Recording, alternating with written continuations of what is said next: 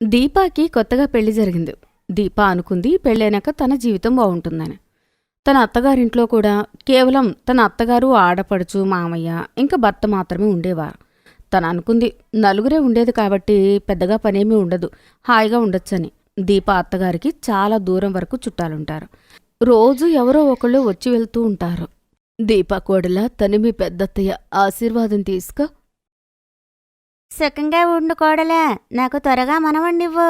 నీకు తెలుసా కోడలా, నవీన్ చిన్నగా ఉన్నప్పుడు వాళ్ళ పెద్దమ్మ దగ్గరనే ఎక్కువగా ఉండేవాడు. నవీన్కి తన పెద్దమ్మ అంటే చాలా ఇష్టం. కోడలా, నాకు కొంచెం చాయ్ పెట్టుగాని కొంచెం చక్కెర తక్కువగా వెయ్యి. పెద్దగా మాట్లాడుతూ ఉండేలోపే పక్కింటి ఆవిడ కూడా వస్తుంది.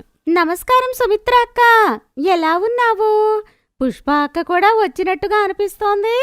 రారా కమలేష్, ఎలా ఉన్నావు? ఇదిగో కోడలా, తను కూడా మీ అత్తగారే, కాళ్లకు దండం పెట్టు.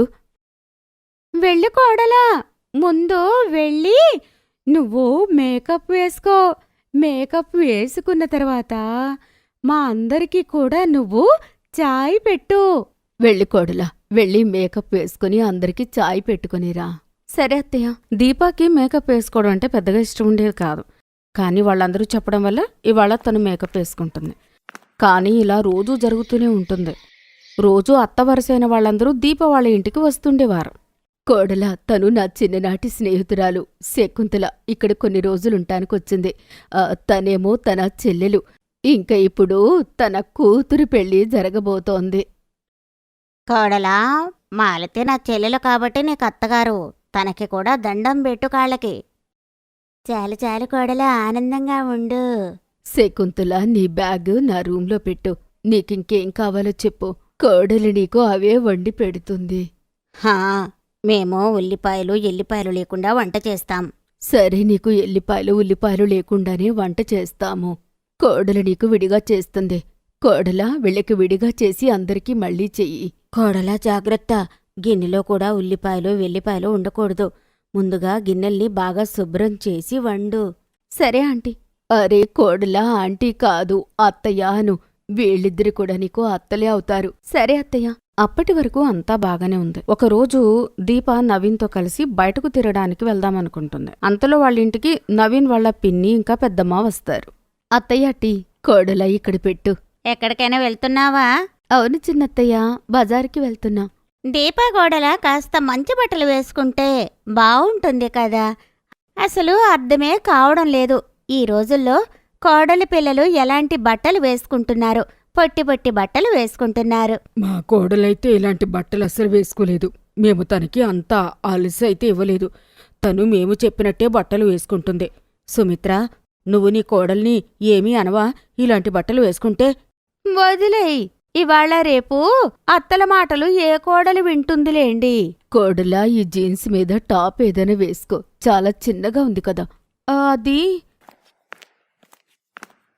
అమ్మా, ఈ టాప్ నేనే తీసుకొచ్చాను. అది దీప కోసం. తనని ఇవాళ సినిమాకి రమ్మని నేనే చెప్పాను. అయినా టాప్ వేసుకుంటే తప్పేముంది? అందులో నీకు మరి పిన్నికొచ్చిన బాధేంటి? నవీన్ మాట పూర్తయ్యేలోపే వాళ్ళ నాన్న అక్కడికి వస్తాడు. సుమిత్ర, మనం రేపు గ్రామానికి వెళ్ళాలి. అమ్మ కొత్త కోడల్ని తీసుకుని రమ్మంది. అక్కడ అందరూ తనని చూడాలి అని అనుకుంటున్నారు. మా అన్నయ్య చెప్పాడు కోడల్ని త్వరగా తీసుకుని రమ్మని. మంచిదైంది పిన్ని ఫోన్ చేసింది. నేను కూడా తనతో మాట్లాడతాను. అందరం కలిసి గ్రామానికి వెళ్దాం. అందరూ కొత్త కోడల్ని అక్కడే కలుస్తారు. కోడలా, నువ్వు బాగా రెడీ అవ్వు. మా అత్తయ్య అంటే మీ అమ్మమ్మ నేను చూడాలనుకుంటుంది. దీప ఇంకా నవీన్ తిరగడానికి వెళ్తారు. నాకు అండగా నిలబడినందుకు థ్యాంక్యూ.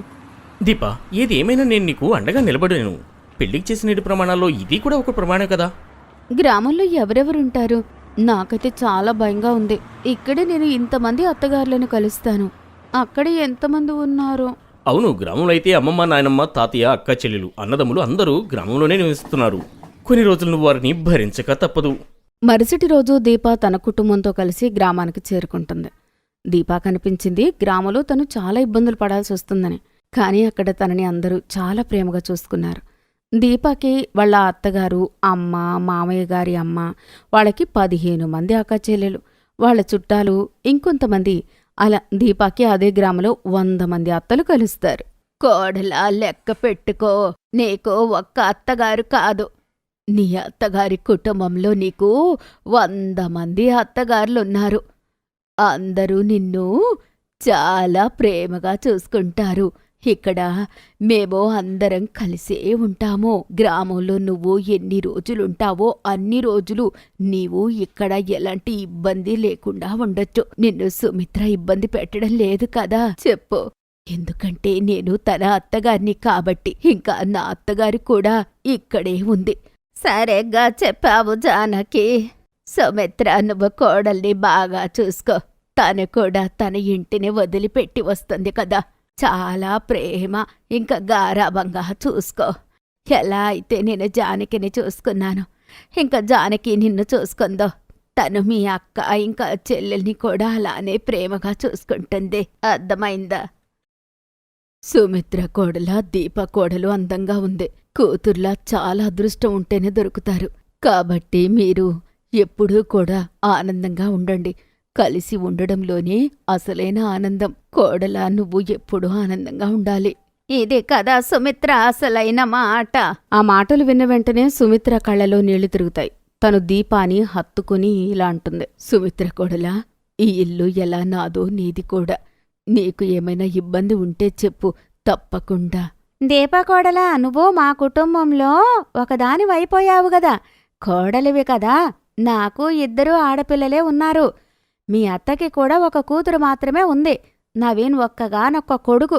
మాకు నవీన్ ఎలాగా నువ్వు అలాగే. దీపాకోడలా, నువ్వు ఎలాంటి బట్టలు కావాలంటే అలాంటి బట్టలు వేసుకో. మేము నిన్ను అనము. నా కూతురు కూడా ఇంట్లో ఇలాంటి బట్టలే వేసుకుంటుంది. నేను తనని వేసుకోవద్దు అని ఎప్పుడూ చెప్పలేదు. కాబట్టి నువ్వు కూడా మాకు కూతురులాంటి దానివే. నువ్వు కూడా నీకు నచ్చినట్టు ఉండొచ్చు, ఆనందంగా ఉండొచ్చు. ఆ మాటలు విన్న వెంటనే దీప కళ్ళలో ఆనంద బాష్పాలొస్తాయి. తనకనిపిస్తుంది తన ఇంట్లో కోడలు కాదు, తను కూడా ఆ ఇంట్లో ఒక కూతురులా ఉండొచ్చని. గ్రామం వాళ్ళందరూ కూడా నవ్వుకుంటారు. అప్పుడే ఆ గ్రామంలో ఒక మహిళ, దీపాకోడలా, నేను కూడా నీకు అత్తగారినే. ఇంతమంది అత్తలున్నారు కాబట్టి నీకు ప్రేమ కూడా అంతలానే దొరుకుతుంది. ఏమనుకుంటావు సుమిత్ర? నేను సరిగ్గా చెప్పానంటావా?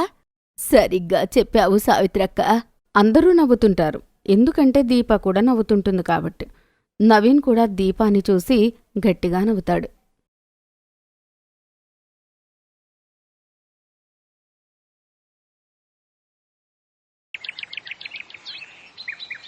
ఈ రోజు మనోహర్ లాల్ ఇల్లంతా చుట్టాలతో సందడిగా ఉంది. ఎందుకంటే వాళ్ళ ఇంట్లో ఈ రోజు కొత్త కోడలు విశాఖ గృహ ప్రవేశం జరుగుతోంది. అందరూ కొత్త కోడలు రాకతో చాలా సంతోషంగా ఉన్నారు. ఆ సంతోషం రాహుల్ ముఖంలో కూడా బాగా కనిపిస్తుంది. అందరూ విశాఖను లోపలికి తీసుకెళ్తారు. విశాఖ ముఖం చూపించే ఆచారం మొదలవుతుంది. రోజంతా వచ్చేపోయే అతిథులతోనే సరిపోతుంది. ఓహ్, ఇంకా ఎంతసేపు ఇక్కడ? బాగా అలసిపోయాను నేను. నాకు రెస్ట్ కావాలి. సరే కోడలా, అలాగే. ఒక పని చెయ్యి, అతిథులు కూడా చాలా వరకు వెళ్ళిపోయారు కదా. ఇక కేవలం భోజనం చేయడం మాత్రమే ఉంది. నువ్వేదైనా తిను వెళ్ళి. అమ్మ స్వాతి, వదినకు తినడానికి భోజనం తీసుకురా. వదిన, నువ్వెళ్ళు, గదిలో ఉండు, నేను నీకోసం భోజనం తీసుకొస్తాను. తర్వాత విశాఖ గదిలోకి వెళ్లి కూర్చుంటుంది. ఆమె ఆడపడుచు ఆమె కోసం భోజనం తీసుకొని వస్తుంది. స్వాతి, ఏంటి ఇదంతా? నేను ఇవన్నీ తిన్ను. అరే వదిన, మీకు ఇష్టమైన కూర చెప్పండి, అదే చేసేస్తాను. ఓ, నా కోసం చికెన్ బిర్యానీ లాంటివి చెయ్యి. అలాగే దాంతో పాటు మటన్ కర్రీ కూడా. వదిన, నువ్వు నాన్ వెజ్ తింటావా? మా ఇంట్లో అలాంటివి తినరు, వండరు. నాన్ వెజ్ తినము. ఏంటి, ఇక్కడ నాన్ వెజ్ వండరా? కానీ నాకు ముక్కలేందే ముద్ద దిగదే. నాకు నాన్ వెజ్ తినే అలవాటు ఉంది. ఒకవేళ మీరు చేయకుంటే నేను ఆర్డర్ పెట్టేసుకుంటాను ఆన్లైన్ లో. ఓకే, ఆర్డర్ చేసుకుంటాను ఇప్పుడే. చాలా ఆకలిగా ఉంది. విశాఖ, మీ అమ్మ నాన్న చెప్పారు మీ ఇంట్లో కూడా నాన్ వెజ్ తినరని. కానీ నువ్వు నాన్ వెజ్ కావాలంటున్నావేంటి? అమ్మా నాన్న నా గురించి అయితే చెప్పుండరు. నాకైతే నాన్ వెజ్ తినే అలవాటు ఉంది. బహుశా వాళ్ళది మర్చిపోయి ఉంటారు మీకు చెప్పడం. ముందు నేను డిన్నర్ ఆర్డర్ చేసుకుంటాను. విశాఖ డిన్నర్ ఆన్లైన్ లో ఆర్డర్ బుక్ చేసుకుంటుంది. ఆపై తన బ్యాగ్ లో నుంచి ఒక బాటిల్ తీస్తుంది. స్వాతి, నా కోసం గాజు గ్లాస్ తీసుకురా. రాహుల్, నువ్వు కూడా తాగుతావా? నేను కాస్త డ్రింక్ తీసుకుంటాను, చాలా అలసటగా ఉంది. కాస్త డ్రింక్ తీసుకుంటే చక్కగా నిద్రపడుతుంది. అలసట దూరమై. నువ్వు మందు తాగుతావా? నాకు ఈ విషయం తెలియదు అసలు. వదిన బ్యాగ్ లో సిగరెట్ ప్యాకెట్ కూడా ఉంది. వదిన, నువ్వు సిగరెట్ మందు 2 తీసుకుంటావా? వదిన, తీసుకుంటాను. దానిలో ఏముంది, అది నా అలవాటు. నా అలవాట్లు నావి. ఇప్పుడు నువ్వు గుర్తు చేసేసరికి సిగరెట్ తాగాలనుంది. అది పడుకుంటే ఆగలేనిక. చాలా మజాగా ఉంటుంది. అప్పుడే రాహుల్ అత్త పిన్ని అక్కడికి వస్తారు. వాళ్ళు విశాఖను మందు సిగరెట్ తాగే స్థితిలో చూస్తారు. ఓరి దేవుడా, కొత్త కోడల చేతిలో మందు సిగరెట్టా? నీకు ఇవేం అలవాట్లే కోడలా. కౌసల్య మాకు అసలు ఈ విషయం ఏం చెప్పలేదు. ఎంత గొప్ప కోడలో చూడు, చెడ్డ చెడ్డ అలవాట్లన్నీ ఉన్నాయి తనకి. అప్పుడే విశాఖ ఆన్లైన్ ఫుడ్ కూడా వస్తుంది. మీ ఇంటి నుంచి ఆర్డర్ వచ్చింది విశాఖ పేరుతో. ఈ టైంలో విశాఖ కోడలి ఆర్డరా? అందులో ఏముంది బాబు? ఇందులో చికెన్ బిర్యానీ, మటన్ కూర, చికెన్ రోస్ట్ కబాబ్లు ఉన్నాయి. విశాఖ కోడలు నాన్ వెజ్ ఆర్డర్ చేసిందా? అది ఈ ఇంటికా? బాబు కాస్త ఆగు, నేను ఒకసారి కనుక్కుంటాను. పొరపాటున ఆర్డర్ వచ్చిందేమో, ఇంకెవరన్నా విశాఖ ఉన్నారేమో, ఒకసారి కనుక్కొని వస్తా ఇప్పుడే. వదినా, మీ ఆర్డరే అది. మీ కొత్త కోడలు మాంసం ఆర్డర్ చేసింది. లోపలికెళ్ళి చూడు. ఇంకా కొత్త కోడలు మందు కొడుతుంది, సిగరెట్ కాలుస్తుంది. నువ్వేమంటున్నావు మమత? విశాఖ అత్త పరుగు పరుగున ఆమె గదిలోకి వెళ్తుంది. గదంతా సిగరెట్ పొగ అలుముకుంది. మందు సిగరెట్ వాసనతో గదంతా నిండిపోయింది. ఇప్పుడు అర్ధరాత్రి అయింది. రేపు ఒక పని చేద్దాం, విశాఖ అమ్మా నాన్ని పిలిపిద్దాం. అప్పుడు ఏదో ఒకటి తేల్చుకోవచ్చు మనం. నాన్న, ఒక 2-3 రోజులు ఆగుదాం. నేను విశాఖ అర్థమయ్యేలాగా చెప్పే ప్రయత్నం చేస్తాను. ఆమె నా మాటలు అర్థం చేసుకోవచ్చు. బహుశా అప్పటికి అవ్వకుంటే అప్పుడే వాళ్ళ అమ్మా నాన్న పిలిపిద్దాం. రాహుల్ సరిగ్గా చెప్పాడు. అలా సడన్ గా వాళ్ళ అమ్మా నాన్నని పిలిస్తే నలుగురిలో పరువు పోతుంది. కోడలు వచ్చి 4 రోజులు కాకుండా అమ్మా నాన్నల పంచాయతీ అని చెప్పి నలుగురు చెప్పుకుంటారండి. రాహుల్ తర్వాత కొద్ది రోజులు విశాఖకు నచ్చజెప్పే ప్రయత్నం చేస్తాడు. కానీ విశాఖ రాహుల్ మాట వినలేదు. ఆమె రోజు మత్తులో తూలుతూ చికెన్, మటన్, ఫిష్ తింటూ ఉంది. మెల్లమెల్లగా విషయం ఇదంతా పాకింది. రాహుల్ ఈ పెళ్లిలో చాలా ఇబ్బంది పడుతున్నాడు. ఒకరోజు అతను ఓపెన్ గా విశాఖతో మాట్లాడాలనుకున్నాడు. కానీ అంతకంటే ముందే విశాఖకు సంబంధించిన నిజం ఒకటి అతనికి తెలిసింది. ఒకరోజు రాహుల్ కి ఒక రెస్టారెంట్ లో ఆఫీస్ తాలూకా మీటింగ్ ఉంది. అక్కడ అతను విశాఖను వేరే అబ్బాయితో చూశాడు. వాళ్ళ మాటలు కూడా విన్నాడు. నీకు తెలుసా, నేను రాహుల్తో ఇప్పటి వరకు భార్యాభర్తల సంబంధం పెట్టుకోను కూడా. నేను కేవలం నీదాన్ని మాత్రమే. ఇక నాకు వారం మాత్రం టైం ఇవ్వు, నేను నీ దగ్గరకు వచ్చేస్తాను మానవ్. రాహుల్ కి విషయం అంతా అర్థమైంది. అతనికి తెలుసు విశాఖ తన్ని ప్రేమించడం లేదని. అయితే విశాఖ పెళ్లి పెద్దల బలవంతంగా జరిగిందని తనకిప్పుడు అర్థమైంది. రాహుల్ విశాఖ అమ్మా నాన్నలను పిలిపిస్తాడు. విశాఖ, నీకు నేను స్వేచ్ఛనిస్తున్నాను.